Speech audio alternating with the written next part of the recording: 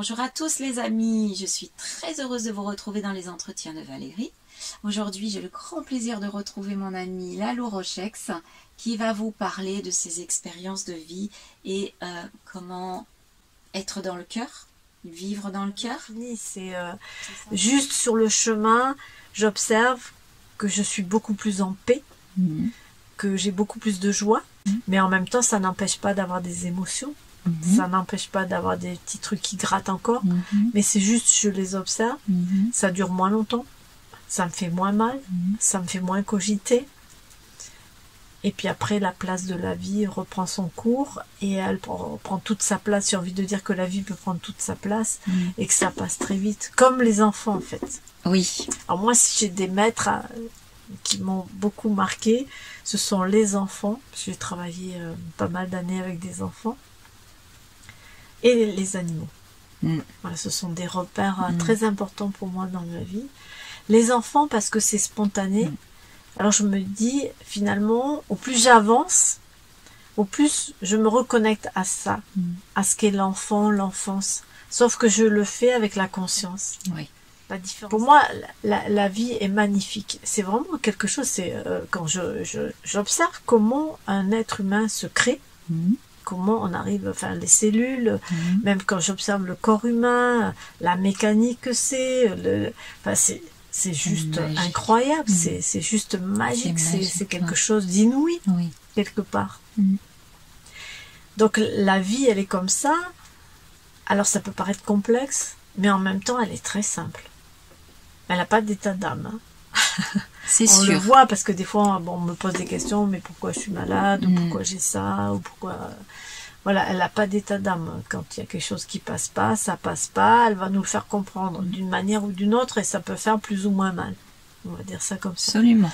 mais en même temps, elle est magique. Elle est magique. Ah, quand on arrive à avoir cette conscience-là, et bien oui, la vie devient... Enfin, moi, je vois dans mon parcours, moi qui ai refusé l'incarnation, aujourd'hui, j'ai un amour pour la terre, mais c'est au-delà de la pensée, ça sort de mon cœur, et la terre, les animaux, alors que j'étais pas du tout dans cet espace, et je voulais pas du tout m'incarner, donc je le vois bien. Et donc, plus on libère quelque part, c'est pas quelque part, plus on libère, c'est ce que tu disais tout à l'heure, ces blocages, ces souffrances, et plus on voit avec d'autres yeux, on voit que c'est beau quoi, c'est beau, et que oui, tu as raison, la vie elle fait pas d'état d'âme, mais elle est là que pour nous aimer, et nous aimer des fois ça gratte pour nous faire grandir. Tu as tout à fait, enfin je te rejoins là-dessus, pas d'état d'âme, ça me plaît bien ce que tu dis, pas d'état d'âme. La vie elle fait la même chose avec nous, pour qu'on grandisse dans ce cœur, dans cette conscience, ou pas, parfois c'est tout simplement on grandit, on s'en rend pas compte, mais on grandit quand même, quoi. Ah peu ou prou on grandit. Moi j'ai vu des personnes qui méditaient depuis 30 ans, et qui n'étaient toujours pas en paix, qui n'avaient toujours pas de bonnes relations avec les parents, ou avec d'autres personnes, qui avaient le mental dès qu'ils arrêtaient de méditer, voilà. Donc c'est pas un critère, c'est pas parce que je médite depuis 30 ans que ça y est, je suis arrivée à un endroit. Voilà, je fais ce que j'ai à faire peut-être pour moi. Est-ce que je le fais bien, pas bien, ça c'est à regarder. Et puis celui qui est à côté, qui a jamais rien fait de sa vie, il y a un événement qui se passe dans sa vie, et d'un coup, pouf, il bascule. Oui, tout à fait. Tout à fait. Voilà, donc on sait. En fait, on n'en sait rien. On ne sait pas par où la vie elle va passer, par où elle va nous faire passer. Pour moi, il y a juste à être participant avec elle. C'est-à-dire comment je la laisse faire. Est-ce que j'ouvre l'espace pour qu'elle puisse justement passer à travers moi et œuvrer à travers moi. Là, c'est ça qui est plus dur pour chacun d'entre nous. C'est ça, en fait. Si on se rend compte, parce que si on en a la conscience, si on n'en a pas la conscience, on fait comme on peut. Mais enfin, en tout cas, je parle en mon nom. Ce qui est le plus difficile, et c'est ce qui est le plus délicat, c'est de la laisser œuvrer à travers nous. Et de l'accueillir, même si c'est un événement qui est douloureux. Oui, tout à fait. Alors, ce que j'aimerais que tu nous parles maintenant, c'est comment ça œuvre en toi quand tu accompagnes. Parce que je l'ai vu à l'œuvre. Ah ouais. Ben donc pour reprendre le fil de Oui. l'histoire, l'an dernier j'ai été confinée pendant 6 mois dans le désert et à un moment, moi je me pose plus de questions de savoir pourquoi et etc. Mais j'ai vraiment eu cette sensation. J'ai été poussée en fait à reprendre les accompagnements des personnes. Je savais pas vraiment pourquoi, j'avais pas forcément vraiment envie, j'étais pas, voilà, dans cette optique-là. J'ai appris plein de choses avec eux, dans la simplicité, de vivre simplement, voilà, de profiter juste du temps, parce qu'on a beaucoup de temps, en fait, quand on est dans le désert, et c'est le vide, et c'est le plein en même temps, comment je navigue entre les deux, et comment je peux accueillir la vie qui a où je peux avoir la sensation qu'elle est au ralenti par rapport à quelqu'un qui vit à New York, par exemple. Voilà, c'était tout un cheminement comme ça, mais j'étais poussée et j'ai commencé à reprendre les soins à distance. D'accord. Et là, il y a l'idée qui a émergé que oui, ben, je pouvais effectivement apporter tout ce que je porte en moi, j'ai envie de dire, et le repartager, parce que c'est juste un échange. Repartager tout ça avec des personnes qui en avaient besoin ou envie et qui avaient envie d'un accompagnement pour aller un peu plus loin sur leur chemin ou pour résoudre une difficulté, un blocage ou autre. Et je me suis dit, ben voilà, c'est ma participation au monde aussi, parce que je ne suis pas seule et que pour moi on est tous interreliés. Je le vois comme ça, comme des gouttes d'eau. Je veux dire, c'est une rivière. Toutes les rivières vont au même endroit. Peu ou prou, avec des méandres, ou tout droit, mais on se jette tous dans le même océan. Et donc, on est tous connectés les uns aux autres. On est tous reliés. Et je me suis dit, ben voilà, c'est ma pierre. La pierre que je peux apporter à l'édifice. En tout cas, là, comme ça. Tout de suite en étant dans le désert, et puis je verrai bien plus tard quelle forme ça prend. Donc depuis je suis rentrée en France, donc je continue les soins, les accompagnements. Et qu'est-ce qui se passe quand je suis avec quelqu'un? Je le sais jamais au départ, je sais pas ce qui va se passer, et je le dis d'entrée, je sais pas ce qui va se passer. Par contre, ce que je sais, c'est que j'ai une palette qui est large. Je peux témoigner. Voilà, que je peux aussi bien accompagner avec un tambour et la voix, que je peux aussi bien accompagner avec le toucher, s'il y a des blocages énergétiques ou s'il faut travailler dans la masse, parce que des moments c'est important aussi de toucher, d'aller dans le physique. Que je peux naviguer de l'espace physique à l'espace le plus subtil. C'est comme ça. C'est un voyage aussi, c'est une autre façon de voyager, parce que j'ai envie de dire j'ai voyagé physiquement, mais j'ai aussi voyagé voilà, intérieurement. Et je peux aussi bien écrire, aller chercher les informations pour les personnes, les informations justes et utiles là, maintenant, à l'instant T, par rapport à une problématique, par rapport à quelque chose qui bloque ou peu importe. Donc ça permet à la personne de pouvoir élargir son champ des possibles et de pouvoir faire des choix qui soient des vrais choix adaptés à elle ici et maintenant. Voilà, et pas en fonction d'eux ou pour ceci ou pour cela. C'est vraiment qu'est-ce qui est juste pour moi aujourd'hui, ici et maintenant. Ah oui, pour voilà, l'avoir. pour que ça se passe bien dans ma vie, pour que je puisse voilà, aboutir mes projets ou améliorer une relation ou peu importe l'objectif. Mais en tout cas, c'est toujours pour aller vers son évolution et pas vers son involution. C'est-à-dire, j'évolue, je grandis, j'ouvre l'espace, et l'espace que j'ai à ouvrir, c'est l'espace du cœur. C'est-à-dire arrêter de laisser mon mental prendre la barre, parce que dès que mon mental prend la barre, ça resserre les espaces intérieurs, ça empêche la vie de passer et d'œuvrer à travers moi, pour moi et pour le monde. Parce que chaque personne est là pour elle, mais elle est là aussi pour le monde. Donc déjà, si elle peut pas œuvrer pour elle, c'est difficile d'œuvrer pour le monde. C'est-à-dire, quand je suis en soins, j'ai observé très tôt, quand j'ai commencé les soins en massage, j'avais 28 ans. Très vite, je me suis rendu compte qu'en fait, il se passait quelque chose qui me dépassait, qui dépassait le protocole de base. Et que j'ouvrais des espaces. Et je savais pas quels espaces, ni pourquoi, ni comment, mais je savais que j'ouvrais des espaces, que ça permettait à la vie de circuler, l'énergie, on l'appelle comme on veut, et qu'à partir de là, il y a des choses qui se passaient. Donc maintenant, je pourrais dire des choses qui se libéraient, des choses qui se guérissaient, des choses qui se mettaient en résilience, peu importe. Et que dès que ça s'était fait, il y a autre chose qui venait. Et que alors au début, il y a des gens qui disaient c'est important de poser une intention quand tu masses et tout. Et moi, je me sentais pas légitime là-dedans. Parce que poser une intention, bon, je peux poser l'intention de la guérison, voilà. Mais poser une intention plus précise, je me sentais pas légitime par rapport à ça. Pour moi, c'était important que ce soit la personne ou sa partie la plus subtile, son être, qui la pose, ou la vie tout simplement, qui la pose, parce qu'elle elle sait. Moi je ne sais pas. Je peux voir, je peux observer, je peux regarder ce qui se passe comme si j'étais dans un film, enfin devant un film, et je suis devant un film quelque part, mais je ne suis pas décisionnaire, c'est sa vie. C'est la personne qui est décisionnaire de sa vie. Aussi bien dans ses handicaps, hein, entre guillemets, donc son mental qui va essayer de s'accrocher à des anciennes mémoires ou des choses, voilà, qui des croyances. Et tout ça. En tout cas, ce qu'elle connaît, ce qu'il connaît, le mental, il a vraiment besoin de s'accrocher à ce qu'il connaît. Que sa partie qui est prête à se lâcher dans le vide et qui est prête juste à vivre la vie comme elle est, ce qu'elle est, et tout simplement. D'accord. Donc voilà, moi je peux ouvrir les espaces et j'ai différents outils pour ça. Et après le chemin, c'est la personne qui le fait. Moi juste je l'accompagne. Ça c'est fondamental. Hein. Je pense que c'est important de le préciser, de le redire et redire et redire. Parce qu'il y a beaucoup de personnes qui s'accrochent à l'accompagnant, au thérapeute, et pensent que c'est cette personne qui va faire tout le travail. Et ça, non. Ça marche pas comme ça.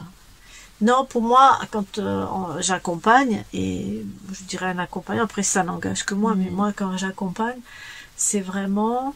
les personnes souvent après un soin me disent alors qu'est-ce que tu as vu, qu'est-ce qui s'est passé, qu'est-ce que tu as senti, ou vous, enfin tu dois pas forcément. Et je dis mais vous, qu'est-ce qui s'est passé pour vous, qu'est-ce que vous avez vu, qu'est-ce que vous avez senti dans votre corps, dans votre cœur, les pensées. Ça oblige la personne à être plus en observation avec elle-même, pour justement faire ce chemin de connaissance de soi et de ressenti de la vie. Parce qu'au plus on se connaît, au plus on se connecte à nos sensations, en fait, au plus on sent la vie. On sent bien qu'il y a quelque chose qui est plus fort, plus grand, qui nous dépasse, quoi. Et d'ouvrir les espaces pour lui laisser de plus en plus le contrôle, c'est vraiment s'ouvrir à la vie, à sa vie, à sa propre vie.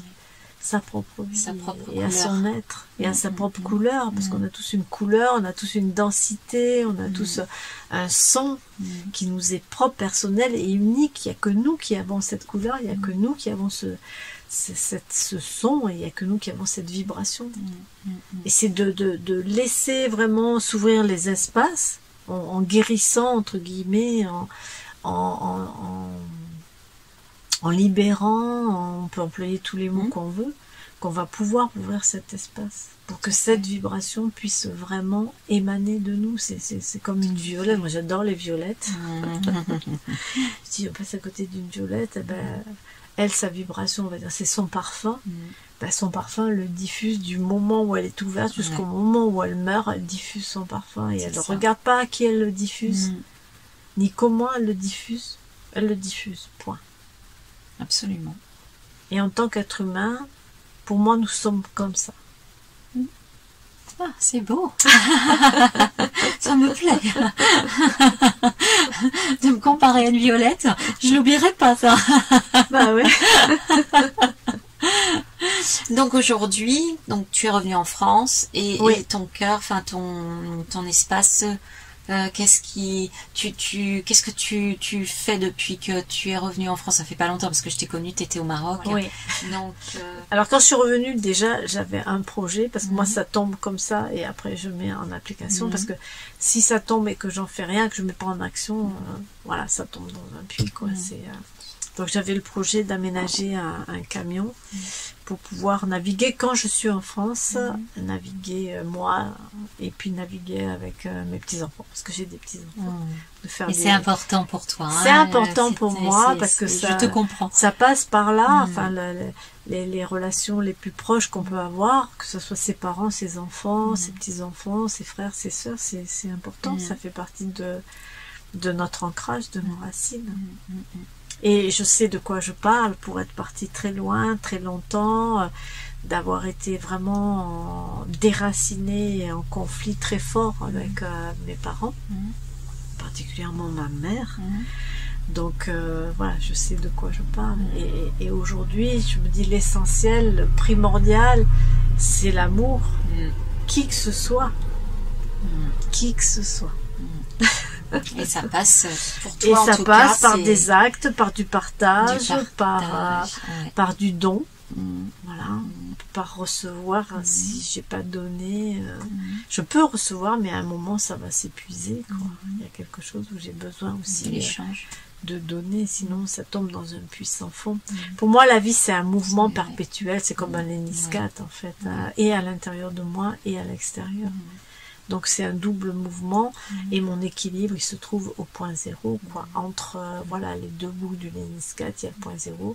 Quand je suis là, je suis en équilibre. Je suis autant en relation avec moi qu'avec l'autre. Voilà, et je peux tout mettre dans ce léniscate en fait. Absolument. Donc ah oui, puis alors ben voilà, on est dans ce camion qui est superbement aménagé. On vous montrera pas, mais il est magnifique. Ce qu'il y a derrière la Lou, je crois savoir que c'est toi qui l'as fait. Alors ça fait partie d'un dessin vibratoire, puisque bon, dans mes outils j'ai le dessin vibratoire aussi. Et puis alors, ils sont pas des moindres tes dessins vibratoires, j'en ai quelques-uns à la maison. C'est important pour moi de le partager, de le dire, parce que c'est pas des moindres. Tout est vibration, donc là il y a des formes, des couleurs, et ce sont des dessins que je fais lors d'un soin. Et c'est vraiment comme un cliché, comme une photographie qui vivante, qui bouge, parce qu'elle bouge au fur et à mesure du soin, qui s'inscrit sur la feuille et qui permet à la personne de pouvoir c'est comme un mantra visuel quelque part, de se reconnecter à ce moment de transformation. Parce que pour moi, il n'y a pas de quand je dis je me libère, il y a un truc qui s'en va, un autre truc qui vient, mais ça peut être vraiment aussi quelque chose qui transmute, qui se transforme. Et je vois plus la vie comme une transformation. C'est comme la naissance et la mort, ou bon, un arbre des feuilles mortes qui tombent et qui on dit voilà, ce sont les feuilles mortes, mais en fait elles vont se transformer. Il y a quelque chose qui se transforme. Donc c'est sans fin, il n'y a pas de début et de fin quelque part, c'est illimité. Ça c'est sûr. Ça s'arrête jamais. Et donc dans le dessin vibratoire, c'est ce qui se passe, c'est-à-dire qu'il y a cette transmutation qui est prise en photo et la personne va pouvoir le regarder, et ça va s'intégrer petit à petit dans ses cellules. Ça va changer, j'ai envie de dire, les données, les informations qu'elle a engrammées et qui n'étaient plus valides, qui étaient obsolètes et qui avaient besoin d'être réactualisées. Donc elles sont réactualisées. Alors ça peut être réactualisé par l'écriture, ça peut être réactualisé par un dessin vibratoire. Et il y a un moment où la personne, elle va plus voir le dessin, ou elle en aura plus besoin, et c'est ok. Ça a fait son chemin et ça a fait son job, j'ai envie de dire, de transmutation et d'intégration, parce que la transmutation, elle est faite pendant le soin. Voilà, c'est fait. Les informations, elles ont transmuté, elles se sont effacées, changées, enfin, on emploie le terme qu'on veut. Et après, c'est comment je peux l'intégrer. Des fois, parfois, le corps a besoin d'un repeat, jusqu'à ce que, ça y est, c'est engrammé. Oui, tout à fait. C'est réencodé. L'intégration se fait soit d'un coup, ça peut, soit progressivement. Il n'y a pas de règle. Il n'y a pas de règle. Et aussi en l'observant. Parce qu'une intégration, c'est aussi l'observer. Qu'est-ce qui se passe en nous après ce soin. L'observer, ça aide à ce que ça s'intègre pleinement, à ce que ça s'engramme, parce que en fait, le mental a besoin d'être sécurisé et il a besoin de faire du connu. Donc quand il y a une transmutation comme ça se fait, il peut rien faire. Ça se fait, ok, c'est fait. Voilà. Mais lui, après, il va gratter quelque part. Il va essayer de repérer dans ses casiers quelque chose qui se rapproche de ça et de le ramener à ça. Et là, c'est la fonction de l'observateur, j'ai envie de dire, donc de pouvoir se regarder en conscience de l'intérieur, permet de limiter l'espace d'action du mental, jusqu'à ce qu'il lâche le truc, et que ces nouvelles informations deviennent du connu pour lui. Absolument. Et donc, là, c'est gagné. Et là, voilà. Parce que maintenant, c'est connu pour lui. Voilà. Donc, c'est OK. C'est OK. C'est léger, c'est intégré. Le nouveau, le neuf, fait partie du connu, et donc, il va plus nous embêter avec ça. Voilà, super. Mais on va s'arrêter là, oui. À moins que tu aies autre chose à vouloir déposer. Il y a une nouvelle chose qui s'est posée là il y a 10 jours à peu près, parce que j'ai animé à nouveau un petit groupe. C'était pas prévu, ça a été une demande et j'ai dit OK. Il y avait 8 femmes et c'était super. Il y a eu beaucoup de transformations, beaucoup de prise de conscience, beaucoup de joie et de partage et de sororité, j'ai envie de dire. Bon, là, ça se trouvait comme ça, c'était que des femmes. Et donc, je me suis dit, voilà, je continue les soins à distance. Il y a un moment où je sais que le dessin va se reposer et je verrai comment il se repose, outre les dessins vibratoires. Mais en même temps, j'ouvre l'espace. Et je m'ouvre à cet espace-là de me dire, bon, aujourd'hui c'est plus compliqué de voyager à l'étranger. Et puis j'ai encore des choses à faire ici par rapport à différentes choses qui sont personnelles, familiales. Donc je suis en France, mais je peux bouger en France, puisque je suis autonome maintenant avec mon camion. Ça c'est un sujet qu'on n'a pas abordé, l'autonomie. Mais pour moi c'est hyper important que les personnes soient responsables et autonomes dans leur vie. Et donc, un accompagnant, oui, quand c'est vraiment nécessaire. Et il y a un moment où je peux être ma propre accompagnante. Et c'est juste d'en prendre conscience et de le garder dans un coin de sa tête et de se dire, voilà, c'est une ouverture, une porte que j'ouvre pour moi, que je peux aussi, à partir du moment où je me connais suffisamment, m'accompagner. Et ça n'empêche pas qu'on peut aussi, et même moi, parce que c'est jamais fini, à un moment ou à un autre, demander à quelqu'un d'être mon accompagnant, parce que là, il me manque une clé, ou il y a un truc que je vois pas, parce que c'est moi, et que je le vois pas, et que, voilà, on dit des fois qu'un arbre cache une forêt, et que l'autre, il est en face, il va le voir, alors que moi, je le vois pas, quoi. C'est tout, donc d'aller chercher l'aide et le soutien à ce moment-là, parce qu'il y a besoin, quoi. Donc, je suis autonome au niveau du logement. Et donc, je peux bouger dans toute la France et animer des petits groupes. S'il y a des personnes qui sont intéressées, elles peuvent aussi me contacter. Et dire, voilà, on est tant de personnes. Je commence à 5 personnes. D'accord. Voilà, à partir de 5. Et moi, alors, je le fais avec grand plaisir. J'imagine. Avec grand plaisir. J'imagine. Mais il faut pas me demander un programme, parce que la dernière fois, la personne qui a organisé ça, elle me dit, bon, alors, quel est le programme? Et je la regarde, je dis, mais j'ai pas de programme. J'en sais rien. Je connais pas les personnes. Je sais pas la vibration qu'il va y avoir, la vibration collective, les vibrations individuelles, avec quoi les femmes arrivent. Ça va se poser. Absolument. Ça va se poser dans l'instant. Et on va cheminer comme ça. Le tapis rouge va se dérouler au fur et à mesure. Il va se dévoiler. Voilà. Et c'était génial. C'était génial. C'était une personne qui était très carrée au départ. Elle me dit, il n'y a pas de programme. Non, il n'y a pas de programme. Et oui, c'est ça. C'est de plus en plus ça, en fait. C'est ce qu'on appelle l'instant présent. Être dans sa présence de l'instant. Oui. Voilà, de l'accueillir et puis de voir ce qui se passe dans l'instant. Et voilà. Et l'acte de création, c'est ça. C'est OK. C'est juste beau parce que c'est vivant. Merci beaucoup, Lalou. C'était super intéressant, super riche. Merci. Et puis moi, je me reconnais un petit peu en toi, avec cette créativité, et puis ce son qui arrive. Donc, c'était pour moi, en tout cas, très riche et très agréable. J'espère que pour vous aussi. Moi aussi, j'espère que pour vous aussi. Merci à toi. Moi, ça m'a fait énormément plaisir de parler de ce sujet-là, de ce que je fais, de la vie, de qui tu es. Voilà, de ce que je suis aussi, de qui je suis, de ce que je suis. Et puis, j'ai trouvé que, voilà, le fait que tu puisses me poser des questions à certains moments, c'était dynamique et vivant. C'est vraiment, aujourd'hui, c'est le mot du jour, vivant. Vivant. Et bien alors, restons vivantes, toutes les deux, vous aussi. Et je vous dis à très bientôt dans les entretiens de Valérie. Passez une belle journée et à très bientôt. Au revoir, à bientôt. Au revoir.